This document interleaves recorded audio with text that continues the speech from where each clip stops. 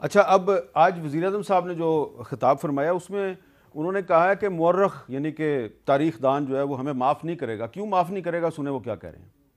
फैसला जनाब स्पीकर जो अनाउंस किया है जस्टिस मंसूर अली शाह साहब ने और जस्टिस जमाल खान मदोखेल साहब ने, उन्होंने ये कहा है फैसला वो 4-3 से है। अदलिया से अंदर से उठने वाली आवाजें हैं, ये उम्मीद की नई किरण है। कल के फैसले के बाद तो अगर हमने कानून साजी नहीं की तो मुअर्रख हमें माफ नहीं करेगा।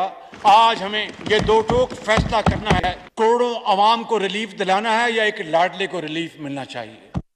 अच्छा, सलमान अकरम राय साहब, ये तो तय है कि ये कानून साजी पार्लियामेंट का हक है, लेकिन शहबाज शरीफ साहब कह रहे हैं कि मुअर्रख हमें माफ़ नहीं करेगा अगर हमने ये कानून साजी ना की। तो आपके ख्याल में मुअर्रख जो है वो माफ़ कर देगा कि अगर ये कानून साजी जो है ये आधे पौने घंटे में होगी तो फिर मुअर्रख माफ़ करेगा या मुअर्रख नज़रअंदाज कर देगा? नहीं, मुअर्रख हैरत से देखेगा कि ये क्या किया। लेकिन मैं एक वजाहत कर दूं, देखिए जहां तक ताल्लुक है कि 184(3 और इसको हम अस्कुत ना कहें, ये अस्कुत से ज्यादा बड़ी बात है। अच्छा, आइन के आर्टिकल 183(3 में पिटिशन भी जाती है और सुप्रीम कोर्ट अस्कुत भी मामला को देखती है। लेकिन यहाँ जो मामला है कि 3 रुकनी एक बेंच है वो 184(3 के मामला को देखे, वो बिल्कुल मुख्तलिफ नौयत का मामला है। जो बात अपील की है कि सुप्रीम कोर्ट का एक 3 रुकनी बेंच फैसला कर दे और उस फैसले के खिलाफ सुप्रीम कोर्ट में अपील जाए, वो एक बिल्कुल मुख्तलिफ नौयत का मामला है। इसका कोई ताल्लुक मेरी नजर में आइन के आर्टिकल 191 से नहीं है। ये रूल्स की बात नहीं है, ये प्रैक्टिस और प्रोसीजर की बात नहीं है। आप एक ताकत पैदा करने लगे हैं कि सुप्रीम कोर्ट का जो फैसला आज तक हम हतमी समझते थे वो हतमी नहीं रहेगा, उसके खिलाफ एक बड़े बेंच में सुप्रीम कोर्ट के अंदर ही अपील जाएगी। जबकि अपील की जो ताकत है वो आइन के आर्टिकल 185 में दी गई है। अब उस आर्टिकल में अगर कोई अच्छा, मैं आपको जरा इस प्रपोज्ड बिल का जो आर्टिकल 4 है, मैं जरा आपको पढ़ के सुना देता हूँ अंग्रेजी में। वो ये कह रहा है, interpretation of the constitution in the matters where interpretation of constitutional provision is involved, committee shall constitute a bench comprising not less than 5 judges of the Supreme Court। यहाँ पे पांच मेंबर हैं, पहले 3 मेंबर हैं, फिर 5 मेंबर हैं जी।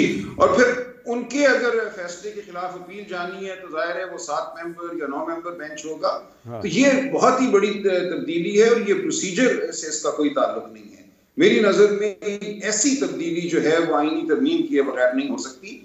पहली बात जो थी कि कमेटी देखेगी वो ठीक है, उसको आप रूल्स या प्रोसीजर का हिस्सा कह सकते हैं, लेकिन ये रूल्स और प्रोसीजर की बात नहीं है। राइट ऑफ अपील जो है उसको हम कानून की इस्तिलाह में कहते हैं एज अ सब्सटेंटिव राइट।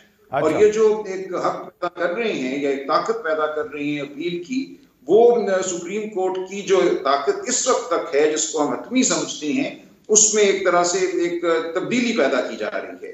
इसके लिए मेरी नजर में तो आईनी तरमीम होनी चाहिए। ये मामला अगर सुप्रीम कोर्ट में जाएगा तो फिर ये सवाल उठेगा कि कौन सा बेंच होगा जो इसको सुनेगा।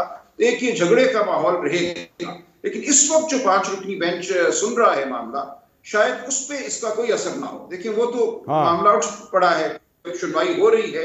अब उस पे जो फैसला आता है, गालिबन यहाँ पेशबंदी की जा रही है कि उस फैसले के खिलाफ अपील हम एक बड़े बेंच में लेकर जाएं।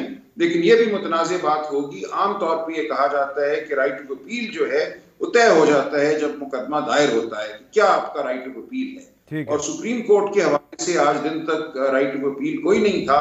नया अगर एक राइट ऑफ अपील पैदा होता है तो एक सवाल उठेगा कि क्या इसका इतलाक इस मुकदमे पे होगा। वो बात अगर एक लम्हे के लिए हम छोड़ भी दें कि ये आईनी तौर पे पार्लियामान कर सकती है आइन को तब्दील किए बगैर या नहीं।